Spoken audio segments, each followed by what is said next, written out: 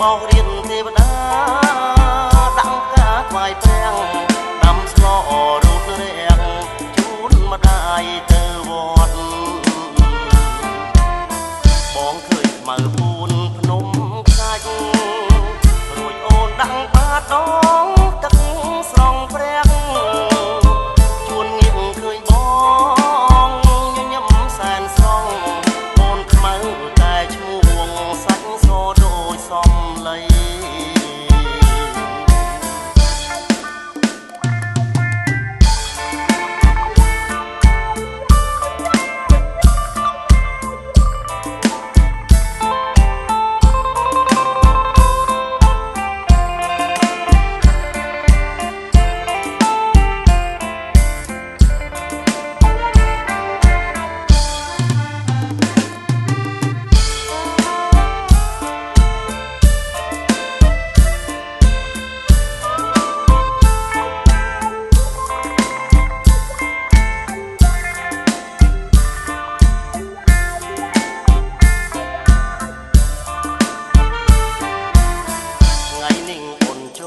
ឆ្នាំថ្មី